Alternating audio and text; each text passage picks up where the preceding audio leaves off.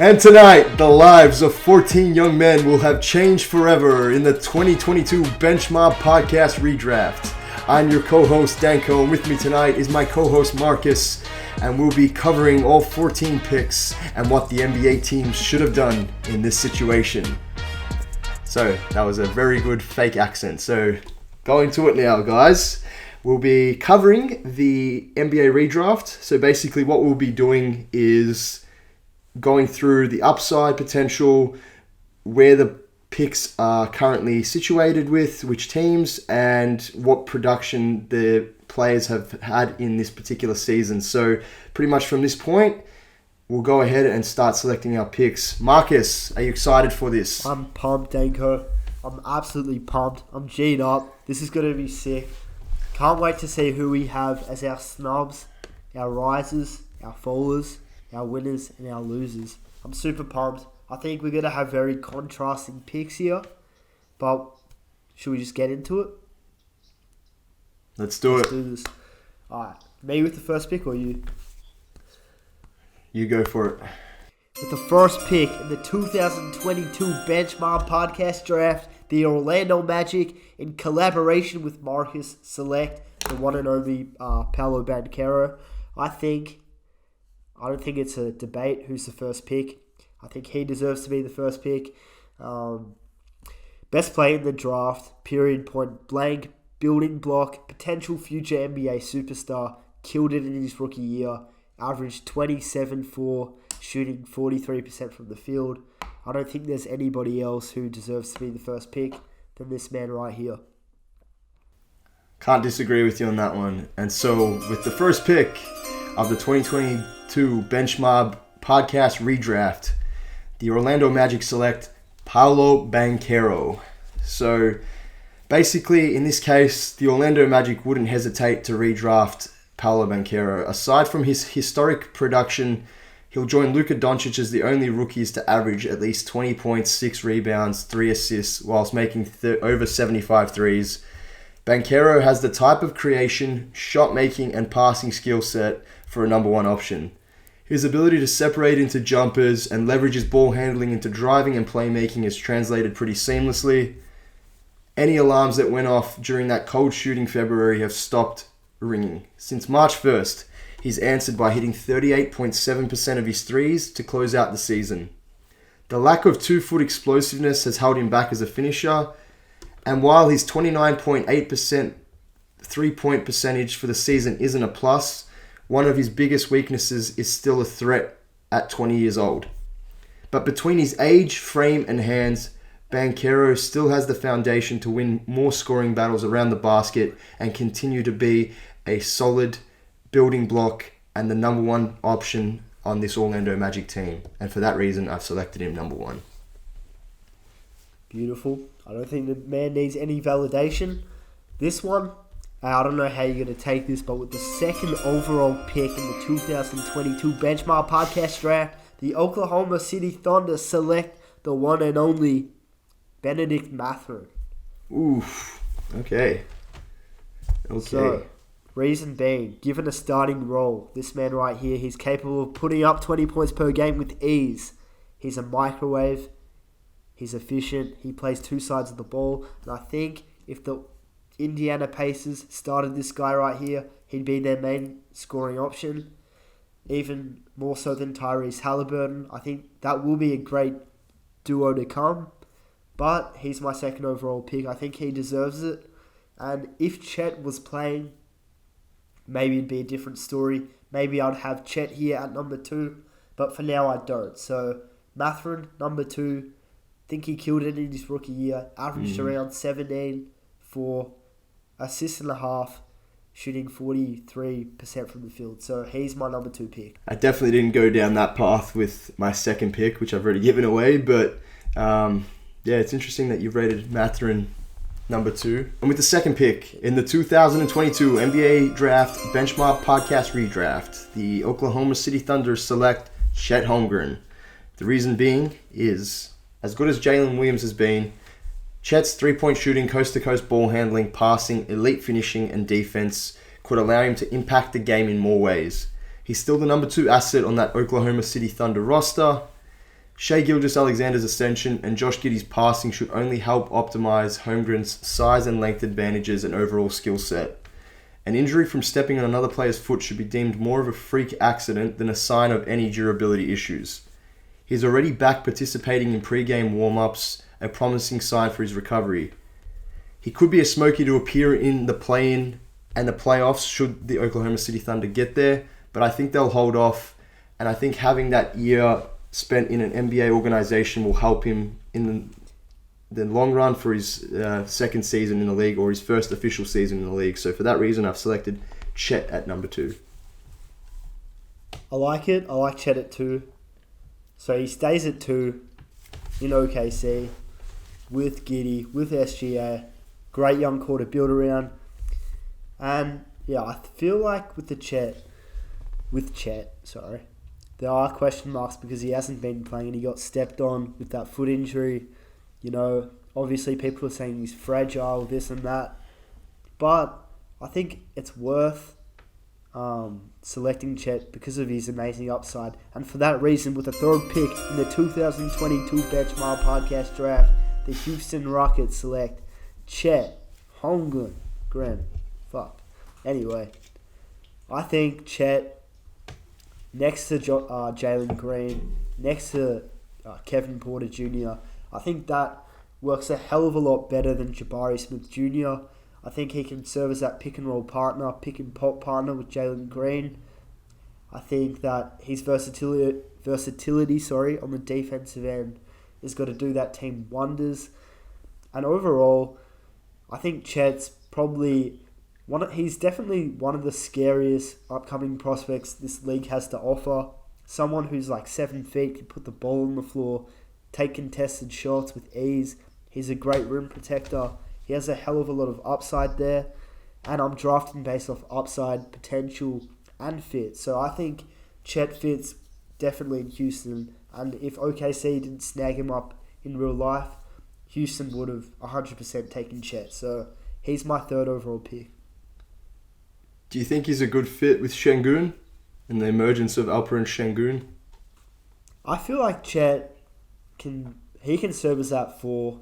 I know he's tall enough to be a 5, obviously, but he doesn't necessarily scream out to me as that center who's guarding these big guys like Joel Embiid and Jokic. He's obviously very fragile. He can obviously block shots, but I don't think that Chet, I don't even know if he'll play the 5 when he gets back. But yeah, I think he can serve next to Alperen Şengün. Now, it's going to be a mismatch on the defensive end because both of them aren't necessarily the most built big guys out there, and Şengün's not the greatest defender. But look, the Rockets suck regardless. Like, give them time, let them build it to their bodies. I think that could be a scary front court for upcoming years if they develop them nicely. So yeah, I'll take the risk on Chet, 100%. For sure, and I like the fit. I like it. So with my 3rd pick in the 2022 Benchmark Podcast Redraft, the Houston Rockets select Jalen Williams. So I like it. The reason for this pick is, even as an original lottery pick, Jalen Williams has entered steal of the draft territory as he completes one of the most efficient rookie seasons on record. The only other rookie guards or wings to finish with a 60% true shooting percentage with a minimum of 10 shots per game are Magic Johnson and Adrian Dantley.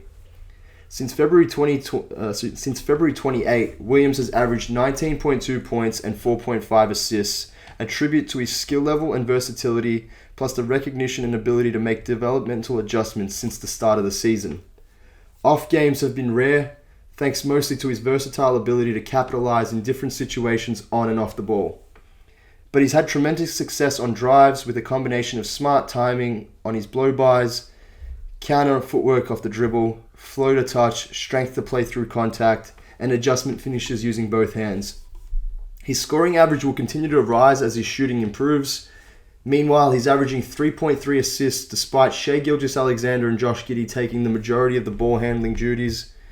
Williams' pick and roll play and passing IQ add another layer of offense to his on-ball repertoire, And I think a young piece like this with so much versatility on both sides of the ball would help the Rockets immensely for the future, alongside guys like Alperen Şengün and Jalen Green. And he'd fit in seamlessly and would immediately raise their ceiling. So for that reason, Jalen Williams is my third pick of the 2022 NBA redraft.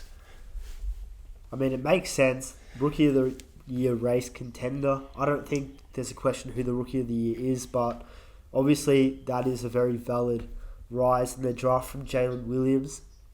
No complaints there. But with the fourth pick in the 2022 Benchmark Podcast Draft, Marcus, in collaboration with the Sacramento Kings, select their man, the one and only Keegan Murray. So I think that Keegan, it's just meant to be him and the Kings. Match made in heaven. He doesn't go anywhere. The guy's breaking three-point records as a rookie, and I think he'll continue to break records as a King. Just the greatest complementary role player you could ask for. Stars in his role. And next to Sabonis, Fox, it just works. So I have them keeping Keegan at 4. Good pick. Very good pick. And I think that out of all the picks that happened in the draft, this one is just... It makes sense 100%. So with my fourth pick in the 2022 Benchmark Podcast Redraft, the Sacramento Kings, in collaboration with General Manager Danko, select Keegan Murray. So, even if Jaden Ivey, Jabari Smith Jr. and Shaedon Sharpe are perceived to have higher ceilings, Keegan Murray's fit with the Sacramento Kings may be too good to break up. Elite off-ball shooting has been key, both for his half-court scoring and ability to thrive alongside Domantas Sabonis. Murray entered his sophomore year at Iowa with the need to improve his shot-making and range. He'll start his sophomore NBA season after breaking the all-time rookie record for threes made in a season. It's been an astonishing development that's contributed to the Kings' rise in the West, which sees them third in the Western Conference standings and holding the Pacific title for the first time since 2002 to 2003. His ability to score off transitions, spot-ups, and screens has been ideal for an offense that runs through De'Aaron Fox and Sabonis, and ranks number 1 in the NBA in efficiency. With an off-season to work on increasing his ball handling and other facets of his game, he could well and truly take another jump, and for that reason, he's my fourth pick. I like it a lot. With the fifth pick in the 2022 Benchmark Podcast Draft, the Pistons select not Jaden Ivey, they select Jalen Williams. And the reason being is because, look, Jalen Williams, one of the biggest draft rises this class has to offer. More than capable of being a franchise cornerstone or a secondary option for that franchise cornerstone is Jalen Williams. Specifically with his second half of the season, he was phenomenal. And I just think Jalen Williams has more upside. So I'm taking him over Ivy because he can complement Cade, I think, better than Ivy can. I think he can play off the ball. I think him being a bit taller than Ivy, he can play more positions than Ivy can. And I just think he's more polished right away than Ivy, and I think that's what the Pistons need. And hey, I think he has just as much potential or more potential than Ivy has. So it wasn't really a question in my mind to take Ivy. It was always going to be Jalen Williams. So he's my fifth pick. And also a thing to mention, he averaged 14, 5, and 3, and he's shooting 52% from the field. So, hey, that just shows the production he has. And that's not all credit to Josh Giddey and the Oklahoma City boys. That's Jalen Williams as a rookie coming into the NBA and straight killing. So he's my fifth pick. Yeah, I like it. I like the pick.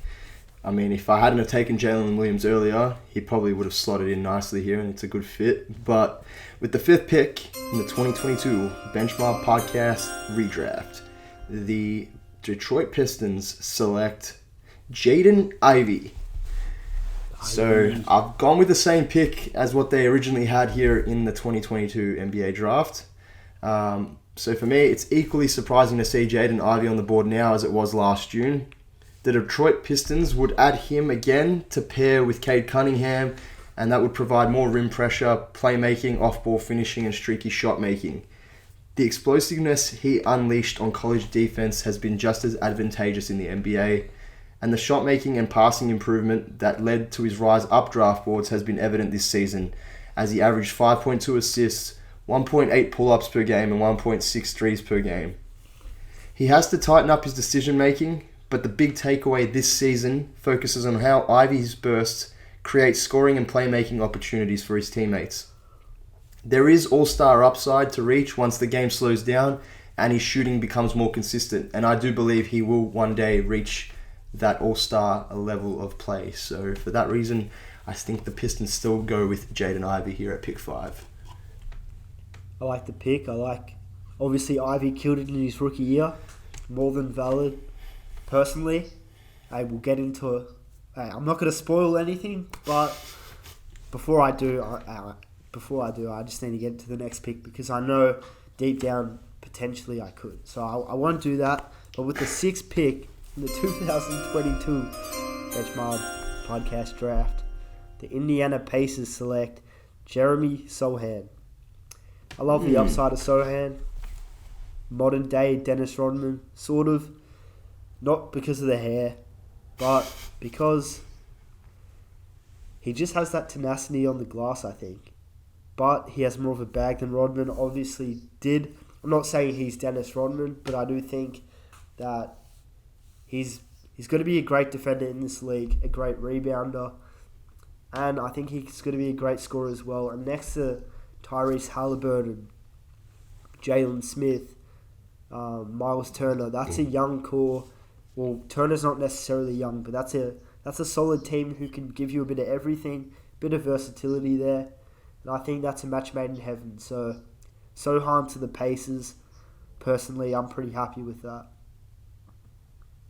I like it. I think he's one of my favourite players in this draft. I've always said that he's got probably the most upside in the draft, bar the first couple of picks, and I think based off his age and his where he can take his game, I think the sky's the limit for him. So it's a good pick. I don't hate it. But with my 6th pick in the 2022 NBA Benchmark Redraft, the Indiana Pacers select Shaedon Sharpe. And so the reason for that and why I've selected him here at pick 6 is the way he's come along since he's been given more minutes has made me put him in this slot. You would have to feel good about Shaedon Sharpe's consistent shooting throughout February, but he's raised the bar since being inserted into the starting lineup since Dame has been shut down, putting up 7 20-point games and 1 30-point game with more chances to make athletic plays and a green light to keep firing dribble jumpers and long-range three-pointers. It's suddenly easy to picture one of the league's top scoring two guards in a few years. It seemed obvious early that the shot making would translate.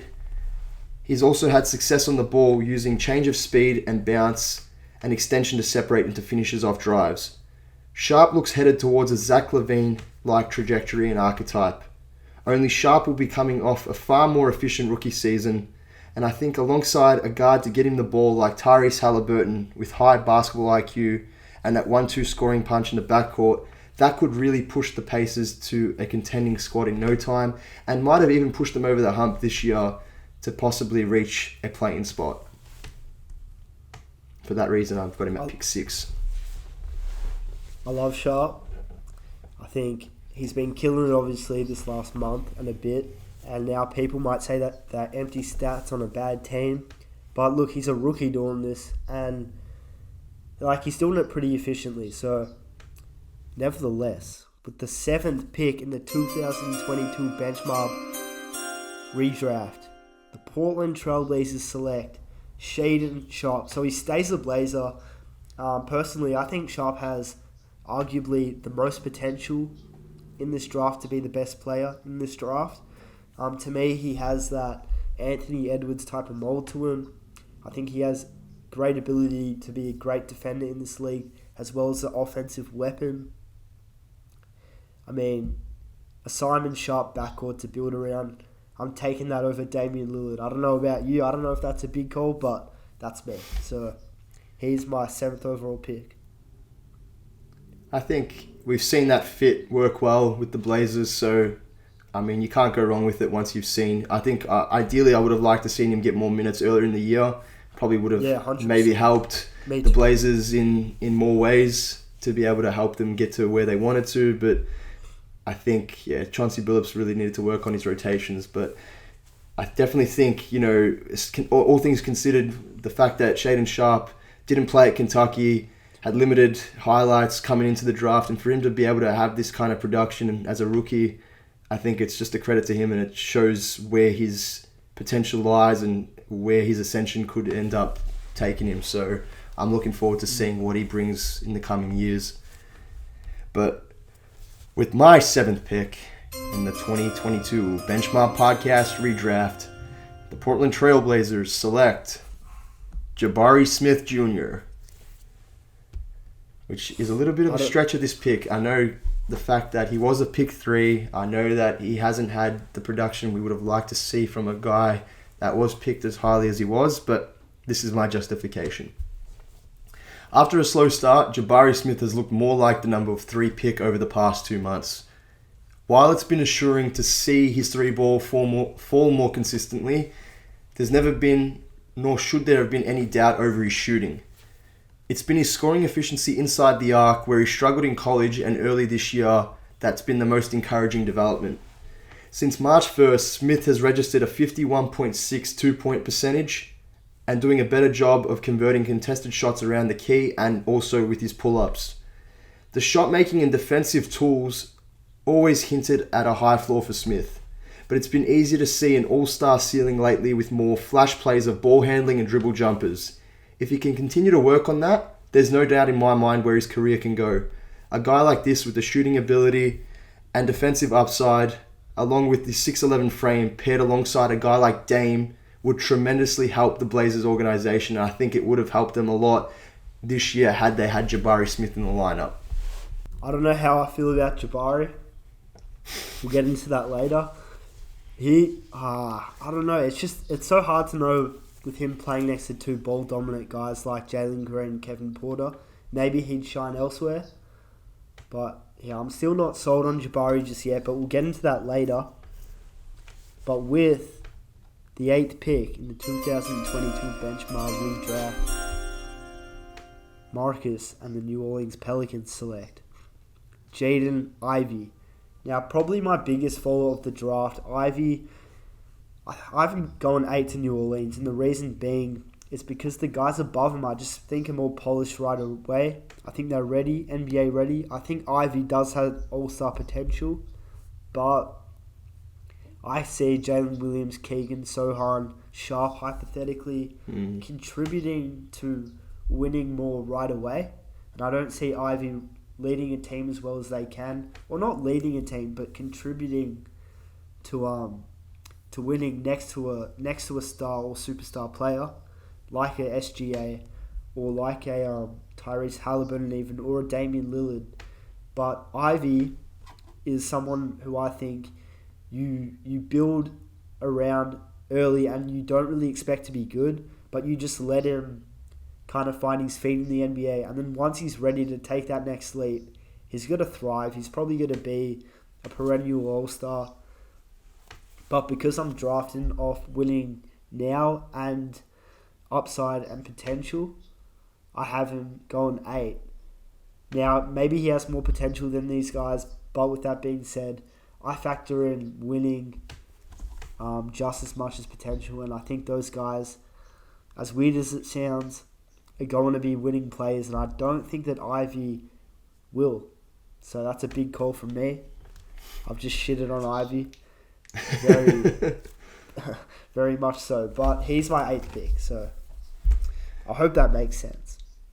I think a guy like Ivey in the Pelicans setup, obviously you got guys like CJ McCollum and Jose Alvarado who are more of their guards sort of setup, but they tend to run a lot of action through Brandon Ingram, and obviously when Zion was healthy, they played the point forward role through, or they ran the ball through him as like a point forward role. So I think just to have a bit more of that versatility at guard and have a different sort of kind of player at that lead guard slot that Jaden Ivey brings with that explosiveness and that coast-to-coast kind of style of play where he can, run in transition and get bouncy with it. I think that sort of adds a different dimension to their game and could definitely help in the transition game with Zion throwing him lobs. Obviously, if Zion's healthy, he can get back on the court. That's a big question mark, but definitely adds a bit of more versatility and a bit more depth to that guard spot. So it's a good pick. I like it. It makes sense. But with my 8th pick in the 2022 Bench Mob NBA Draft Redraft, the New Orleans Pelicans select Walker Kessler. I like Walker. I like Walker at 9. So the reason why I've got him here at the Pelicans is for a couple of reasons. So he's second in the NBA in block percentage, and he's got a top 50 plus box plus minus, and that's first among rookies. So top 50 in the entire league. Walker Kessler looks like an impact rim protector for years to come. His defense from Auburn carried right over, thanks to timing, instincts, and hand-eye coordination that optimized that 7'4" wingspan. But he also shot 72% from the floor, demonstrating feel, patience, and fluidity as a finisher off rolls and cuts from the dunker's spot. He might not have the athleticism or the strength of Jalen Duren, but at 7 foot, with plenty of length and mobility, Kessler's understanding and anticipation currently separate him. A guy like this in the Pelicans adds versatility and acts as a defensive anchor to the team that already has a defensive-minded player in Jose Alvarado and also in Herb Jones. A guy to back up Jonas Valanciunas and a center for the future. It's a great pick in this situation. And honestly, I think Willie Hernan-Gomez and Jackson Hayes, yes, they're there at the center spot, but what Walker Kessler brings, he just brings more than those two guys, and I think possibly Jackson Hayes' time in New Orleans might have run its course if Walker Kessler was picked here. So for that reason, I've gone with him here at pick number 8, and I think he's 4th in block shots per game as well. I forgot to add that. Yeah, I love that pick. I completely agree. JV's getting older. I think Jackson Hayes, he's had his time with New Orleans. Hernan Gomez, I don't think they look at him as part of the future. Walker fits in there 100%. Gives you whatever you need. I love that pick for the New Orleans Pelicans. Moving on to my 9th pick. The 9th pick in the 2022 Bench Mob Pod NBA Redraft. The San Antonio Spurs select Jabari Smith Jr. Maybe I've jumped the gun here. Maybe I have him too low. But I don't think he lived up to expectations his rookie year. I think that's mainly because he plays next to two ball-dominant guys in Jalen Green and Kevin Porter Jr., who are pretty solid in their own right. But I do think they could be a little bit less selfish. And I think if he was at the San Antonio Spurs, it's a completely different environment. He's playing next to guys like Trey Jones, and he's playing under Pop. So I think he'd thrive here, and I think it'd be a really good fit. And who knows, maybe he'd even be in that Rookie of the Year contention if he was a San Antonio Spur. But because he had a so-so rookie year, I wouldn't say it's bad. He's still a rookie team. He just didn't really live up to those expectations. And many people had this guy going 1. So he's still in my top 10, but he's not necessarily a top 3 pick candidate anymore. Yeah, it's a tough one with his production. I think if you look at it, where he was at the Rockets, Steven Silas, probably not the best head coach. The scheme they maybe ran there didn't suit him. You got, like you mentioned, Jalen Green, Kevin Porter Jr., two ball-dominant guards who have low basketball IQ, very much shot chuckers. Then when you started to run the offense through Alperen Şengün, yes, he distributes the ball and he likes to get everyone involved, but again, that then limits what Jabari Smith can do.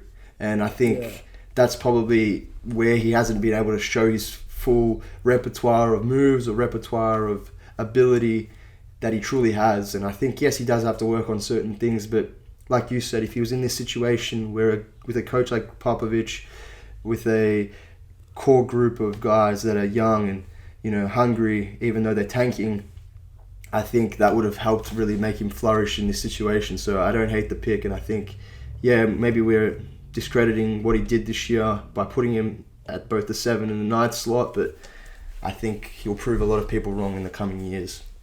Yeah, and with all that being said, like he put up around 13, 7 and assists, shooting 40% 40.5% from the field. Like, it's not the worst production in the world. It's just, I feel like he got overshadowed a lot by all these other guys, and he still probably has a hell of a lot of potential. It's just such a tough situation being at the Houston Rockets with. It's just a weird mix, to be honest. 100%. But it'd be interesting to see what happens with that core group of guys next year, how the whole draft plays out, who they get in the draft, and where he then fits into that picture. So we'll see how things play out. But with the 9th pick in the 2022 NBA redraft for the Benchmark podcast, the San Antonio Spurs select Jeremy Sohan. So I've stuck with the same pick that the Spurs selected in the actual draft, and there's a couple of reasons, and I've got to make my case for why I've kept him in this spot. Could have gone higher, in my opinion. You had him at 6, but for me, I think he fits in perfectly in this particular situation with Greg Popovich, defensive-minded mentality. You know, he loves those grit kind of guys that work hard and, you know, want to improve and really sponges for the game of basketball. So he's got special defensive versatility, which drove the appeal to him before the draft. And any offense this season should have been considered a bonus, considering how little he scored and how poorly he shot the ball at Baylor, especially from the 3. But Sohan has already had 30-point games and a 29-point game in 2023. He's shown the San Antonio Spurs how many different ways he can be used. Though not a reliable shooter or creator yet, Sohan is still finding ways to capitalize as an open floor ball handler, short-range face-up threat and off-ball finisher by rolling and cutting. The 33 three-pointers he made and 2.5 assists per game highlight capable, improvable shooting and the ability to use passing IQ as a facilitator. And this all comes secondary to his defense, given Sohan's foot speed to stay attached to pick-and-roll ball handlers, contain around the perimeter, anticipate on the ball, and read and react off it. He has one of the highest upsides of all prospects in the draft, and under Coach Pop will continue to improve. And as long as he stays at San Antonio Spurs, I think he's on his way to stardom, and I think he'll have a similar ascension to Kawhi Leonard. I love that pick. Obviously, you mentioned the ascension like Kawhi Leonard. I completely agree. Like, with Sohan, in the past, even like their short-lived pass with Keldon, Devin Vassell this year, Spurs they're great at developing players, and I think Sohan, it's going to happen again with Sohan. Like, can't go wrong with that pick. But with the 10th... Sorry to cut you off. When you look at guys like Kawhi Leonard, when they came into the NBA, their question mark was their three-point shooting ability. Their upside was their defensive ability and obviously other parts of their offensive game. So the fact that he's come into a similar situation with a similar kind of draft background as Kawhi Leonard, I think it's a big plus for the Spurs, and I think it's a promising sign for Sohan. 100%. We are on to the 10th pick. Correct, yes. With the 10th pick in the 2022 Benchmark Podcast Redraft, the Washington Wizards select Danko's team, Walker Kessler. So every season there's a name in the draft class who surprises everybody. So in my redraft, it's Walker Kessler. This man was the 22nd pick from the Utah Jazz. Many people are thinking, what's he got to do in the NBA? Coming out of Auburn, a shot block machine. But this guy just showed in his rookie year, he can come in, be top 4 in blocks, average around 2.5 blocks per game with a double-double, shooting upwards to what? I think it was close to 70%, 65% from the field. And he takes threes as well. So this guy is very solid, easy to utilize. I think he fits in perfectly with the Washington Wizards. And yeah, I don't think you can go wrong with Walker Kessler. So he is my 10th pick. What do you think about that, Walker, for your Wizards? I like it. I think we need a rim protecting big. I mean, we have Daniel Gafford. We have guys of that nature who can block shots. Even Porzingis is still a capable shot blocker, but he's not the same kind of player he was before that ACL in terms of the defensive side of the ball. He'll still get you a few blocks, but he's not going to be able to change a defense or be that defensive anchor, especially with the amount of workload that he does carry on the offensive side of the ball. So I think it's a good pick, and I think it'll help move the team's needle with his potential in that side of the ball. And the fact that the Utah Jazz gave up all those picks. The Minnesota Timberwolves gave up all of that to get Rudy Gobert, and they gave up Walker Kessler. Has looked like it's a very bad move, considering that Walker Kessler finished top 4 in blocks, and he's ended up having a much more productive season on the defensive side of the ball than Rudy Gobert. So I think that's going to be a move that will bite them in the arse in the long run. But I like the pick here for the Wizards at number 10, having Walker Kessler there. I'm just quickly correcting myself there. He didn't shoot 65, he shot 72% from the field, which is even more impressive. Yeah, exactly. Yeah. But no, he's coming in leaps and bounds and surprised a lot of people. So I think he's only going to get better with that 3 ball as well. Yeah. But yeah, couldn't go wrong with that pick at all. But with my 10th pick, because Walker Kessler was already off the board, with the 10th pick in the 2022 Benchmark Podcast NBA Redraft, the Washington Wizards select Jalen Duren. So, again, the Washington Wizards in this situation could look to Benedict Mathurin for more offense. And I really wanted to pick Mathurin. I feel bad leaving him off the board still after 10 picks. But Jalen Duren should have a better chance to move the team's needle with his potential in rim protection, same way that Walker Kessler would have done. But with Jalen Duren, his athleticism and strength are still special enough that the 19-year-old Dwight Howard clone can lean on them for multiple easy baskets per game. Defenders are even getting out of the way when he has a step to the basket to elevate with force. As long as he's getting minutes and there are some creators and playmakers in the lineup, the high percentage finishing opportunities will be there for Duren off rim runs, rolls, dump downs, and offensive rebounds. And he'll still earn his money with his length and leaping ability to shut down the paint defensively. And you just saw what he did with the Pistons when he got on the floor. He was just a bundle of energy, a barometer.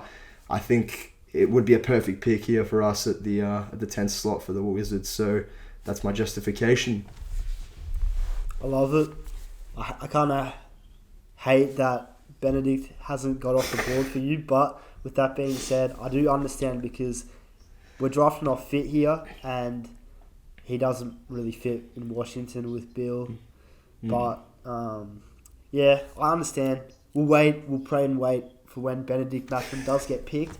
But for now, moving on to my 11th pick, which originally was the New York Knicks, correct? Correct, yes. But now it is the Oklahoma City Thunder. And if I was drafting on the Knicks' behalf, I would take this guy as well. So we'll say we'll keep it Thunder.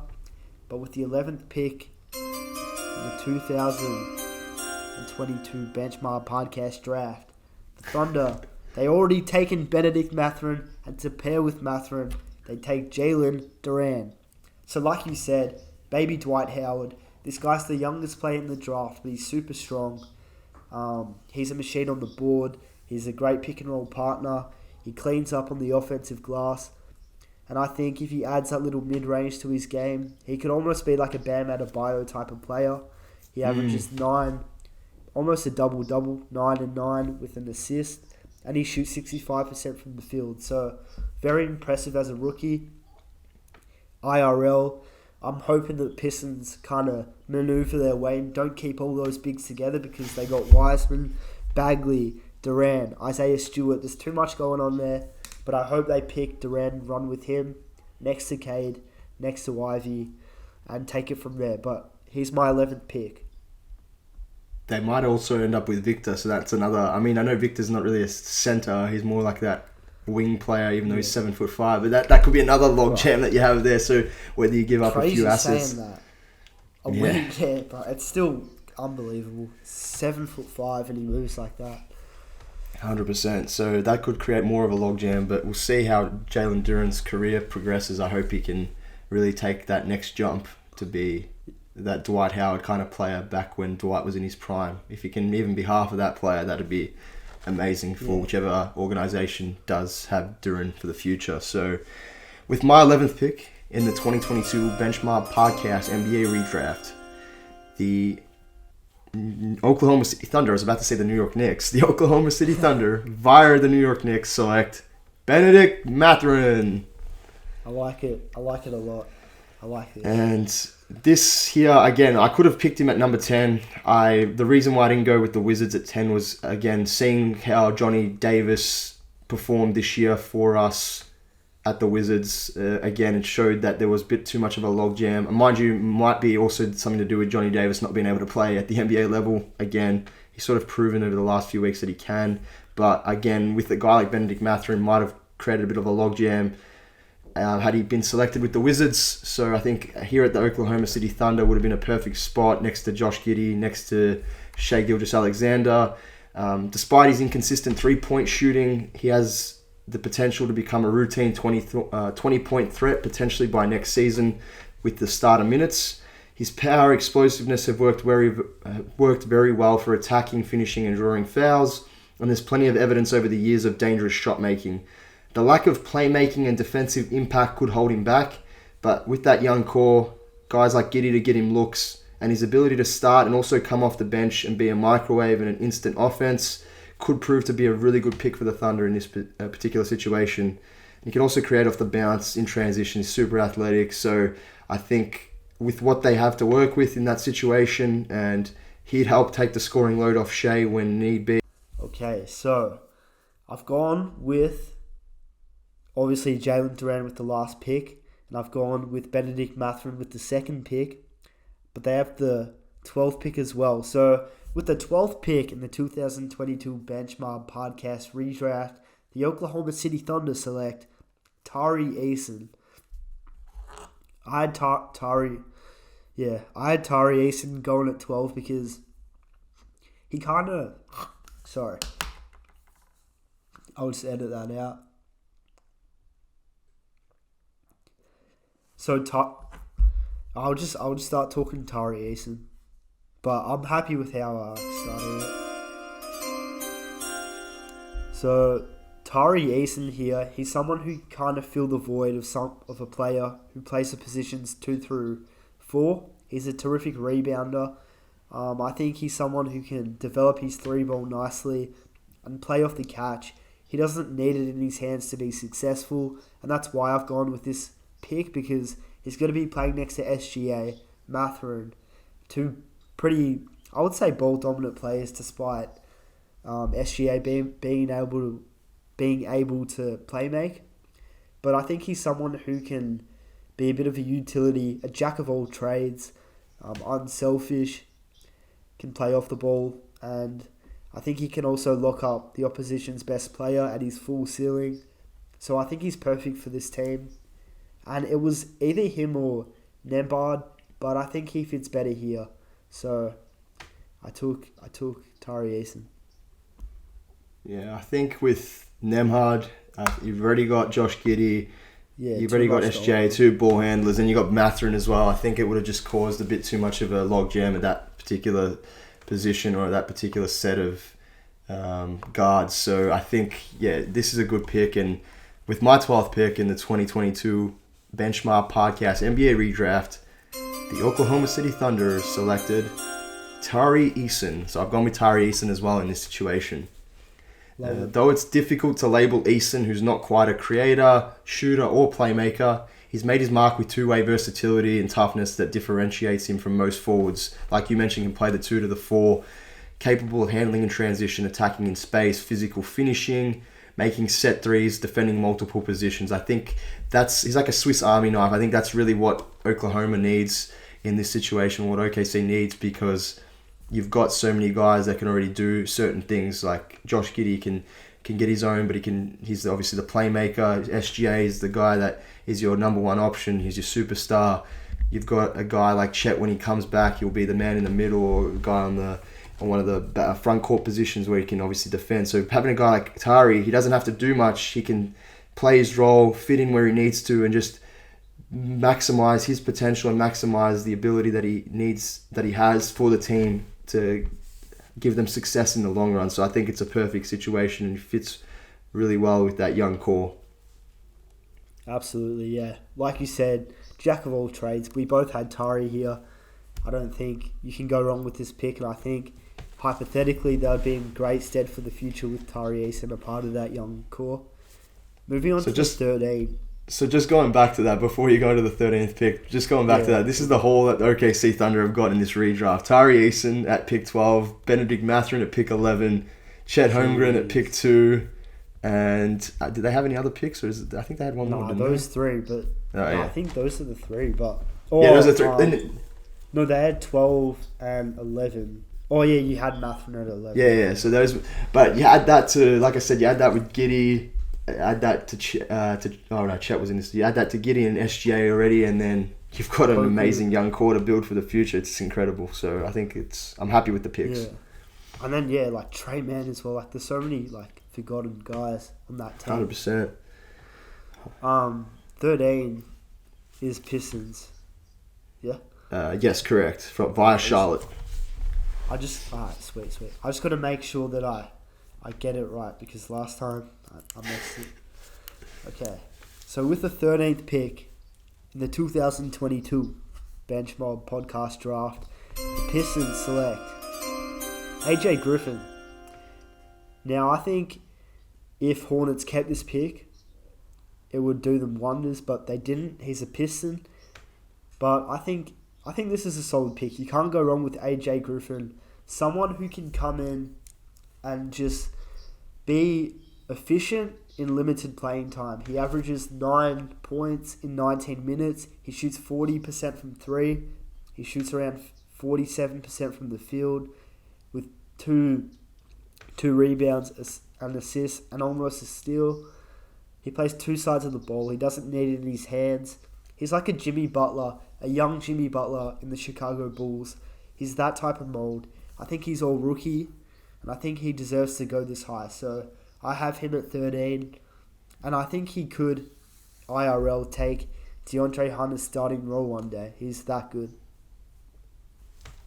I can see that. I think he's still young enough to really build his game up, and I think get to that level where he adds extra dimensions to his bag and to be able to take that next jump to be a really good player in this league. And so with the 13th pick in the 2022 Benchmark Podcast NBA Redraft, the Detroit Pistons, I forgot the team nearly. I was going to say the Charlotte Hornets. The Detroit Pistons select AJ Griffin as well. So with AJ Griffin, even if his shot creation never takes off, his spot-up scoring efficiency, especially with his 3-ball, quick pull-up floater and touch, suggests that he has the right skill set for a starting caliber role player. And in this case, now that the Pistons are in contention for Victor and they have James Wiseman as an anchor, you could suggest Griffin would be an ideal pick alongside Cade, Ivy and the likes. You know, you have him on the wings there with Cade distributing the ball, finding AJ Griffin for open looks, and the versatility Griffin provides, especially on the other side of the ball as well. I think, you know, it's a good fit in this situation, so I can't really add anything more to that than, you know, he's risen up the board a little bit, a couple of picks, but snuck into the lottery, and I think it's well deserved. 100% agree. And with this next pick that I have, I've made a late change. So originally, with the 14th pick, I had the Cleveland Cavaliers selecting Dyson Daniels, but I'm going to have to make a quick change here because I do think there's another name out there who's had a pretty solid rookie season, and I'm going to go off the dome. But with the 14th pick in the 2022 Benchmark Podcast Draft, the Cleveland Cavaliers select Ousmane Dieng. So Dieng, I think, is one of those guys who has plenty of upside. He's about 6'8", 6'9". He can play the guard, or he intends to play the guard.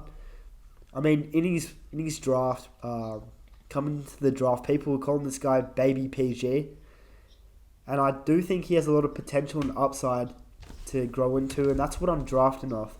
Now, Dyson Daniels does too, but I think Ousmane Dieng They almost have the same defensive upside. They have, I think Dyson Daniels has a great offensive potential, and he's a great playmaker, but I don't think he's the vocal leader yet, and neither is Usman Dieng.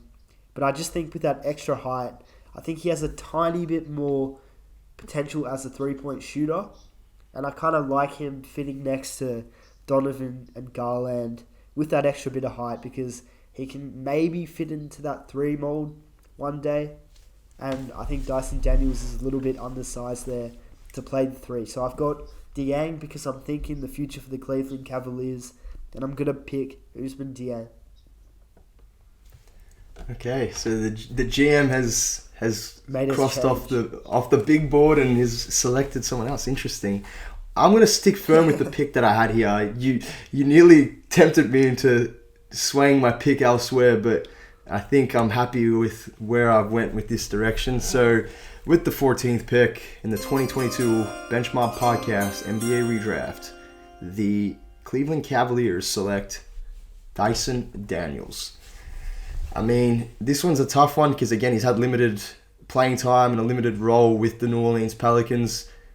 But I think the Cavaliers would invest in his two-way playmaker style of play and his archetype, if you want to call it. And I think they want to bet on the development of a 20-year-old with his size, length. He looked completely interchangeable, so he's capable of facilitating from the point of attack. He's got some shot making, although he does need to improve in his shooting a little bit. He can cut off the ball and defend positions 1 through 4. And I think, the only thing and the only knock I have on Dyson Daniels is he seems like a very quiet and unassuming guy. And again, nothing wrong with that.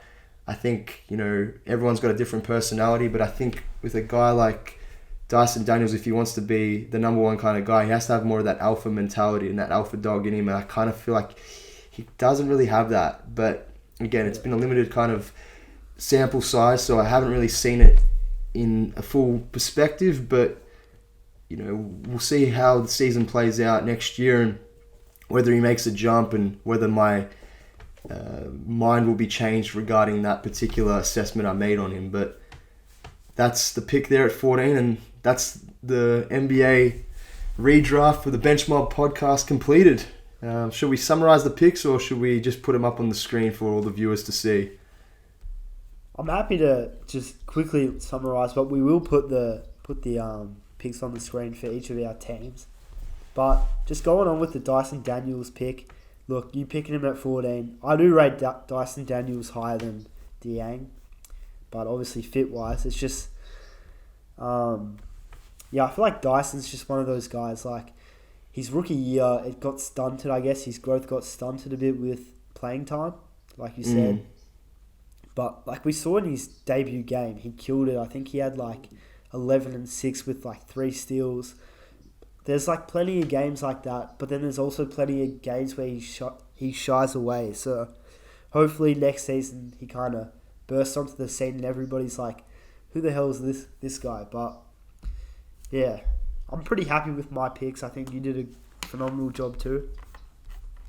So we'll just go through it. So we both went with number 1 pick being Paolo Banchero to the Orlando Magic. Second pick, I went through Chet Holmgren to the Oklahoma City Thunder. You've gone with Benedict Mathurin. My third pick to the Rockets was Jalen Williams. You went with... I went with Chet there. Chet. We both went with pick 4, Keegan Murray to the Sacramento Kings. Pick 5, I went with Jaden Ivey, which was the original pick in this situation. You went with Jalen Williams. I've gone 6. Shaedon Sharpe to the Pacers here for me. I went with Sohan. I feel like from here on, like we've done pretty well. Can't go wrong with any of these guys yet. Pick 7, Jabari Smith. Shaedon Sharpe. I'm happy with that. Stays a Blazer. Walker Kessler, pick 8 for me at the Pelicans. I think that really fits well. You went with... I went with Jaden Ivey, who I don't know how that would go, but hey, maybe it would go well. Bledsoe they brought in, who didn't really live up to expectations. And then, I think they kind of are in need of a guard. So I think, hey, maybe that is a good fit. Yeah, I think it is. Pick 9, Jeremy Sohan to the Spurs, which was the original pick in that slot. I've gone with him. You've gone with Jabari Smith Jr. Yeah. I've then gone with Jalen Duren at pick 10 for the Washington Wizards. I went with Walker Kessler. These two are kind of interchangeable, I feel like. Can't go wrong with either or. They're both rim protectors. They're both, they've got that shot-altering ability at the rim and be a defensive anchor for a team that they get selected to. So, yeah, you're right about that. Pick 11, it was a bit of a slider, and definitely this was probably the biggest disparity we had in our draft selections. Yeah. I had Benedict Mathurin at pick 11. You had him at 2. And that's not to discredit anything regarding Benedict Mathurin at all. I just think, again, where all the other guys fit into the equation, I kind of just thought that this fit was the best for him. Yeah. That was the only pick in your whole draft I kind of disagree with. But besides that, I think you did a phenomenal job. And I do like the fit. It's just like, obviously I had him at 2, so I rated him very high. Yeah. So do you probably, 100%. But it's just fit-wise. Sometimes that happens in drafts, like players, slip under the rug because teams need to draft based off fit. And it's a realistic aspect that we added to this video. So I'm glad you did put him at 11, to be honest, because it adds a bit of realism there. 100%. I went with Jalen Duren at pick 11 for the Thunder. Yeah, that was a good pick. I think you can't go wrong with that one. Just slot him into the front court and go to work. We both went with Tari Eason at pick 12, which I think was a no-brainer in that situation. Plug-and-play kind of guy. Swiss Army knife type, like we mentioned. We both went with AJ Griffin at pick 13. Yeah. And then I think 14 you went with Dyson? Yeah, I went with Dyson, and you originally had him as well at 14, and then you did the last-minute switch and went with Ousmane Dieng, which, again, is not a bad pick, and I think high risk, high reward for that kind of a player. And at this stage of the lottery, like the last pick of the lottery, you can sort of start to gamble with that kind of thing, gamble on that potential. So it was the right call, I think. Any honourable mentions for you? Because obviously Dyson's in there for me, and I have a few other blokes, but I'm keen to hear what you have to say if there's anybody who missed out that you kind of, it was a bit iffy if you wanted to put them in or not. I've got a few here. I think you could probably make the case for Mark Williams from Charlotte. Yeah. From the Hornets. I don't know whether he goes into that slot, but I think he was there or thereabouts to whether I put him into the lottery itself. A guy who made a bit of a late surge, Malachi Branham. Yeah. Is a bit of an honourable mention. Jaden Hardy. Yeah. Again, he came on late once, Luka was out for that stretch of games. Again, I don't think he had enough games where he played a significant amount of minutes, and he was sort of just a little bit inefficient at times. But I think that scoring potential we saw in high school and even at the G League Ignite came out with him. And a couple other guys to mention, Christian Braun from the Denver Nuggets. I think being on the number 1 team with his shot-making, transition scoring, defensive energy, he could have easily slotted into the lottery, as well as Andrew Nembhard, but I think Nembhard was a bit of a stretch considering they did get him in the second round. So I think that pick there might have been tough for me to justify him going in the lottery, but he has had a productive rookie season. So there's a few honourable mentions there. Not saying they would have all gone to that 14th slot for the Cavs, but I think there's a couple of guys that you could list off that possibly could have gone to those positions, even Ousmane Dieng. So yeah, it's a tough one, and I can see how hard a GM's job is, but got there in the end. That's all that matters. What about you? What were your honourable mentions?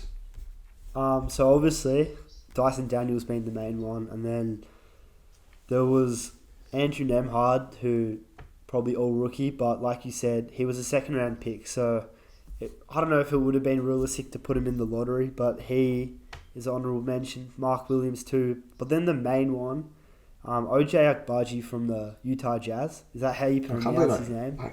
It is. I really, really, really wanted to put him in my redraft, but I just couldn't put him over any of these guys. Like, I was contemplating whether to put him ahead of AJ Griffin or a Tari Eason even, but I feel like they just showed a little bit more than he did, and like, you know, it's a feather apart. It's so close, but he didn't cut my draft. But he's one of those guys who I kind of just look. Does he deserve it? Does he not? I don't know. I think we've seen glimpses of it this season, especially later in the year. I don't think we've seen enough of it throughout the whole season to really justify it. I mean, again, based off potential and upside, I think he's got that in leaps and bounds. But again, did he show it on a consistent enough basis? And I think that's where the question marks lie. And I mean, you can make the case for a lot of these guys. So it's a tough one. It's a line ball sort of he also decision to make. The lottery as well. It's not like he was the 14th pick. So,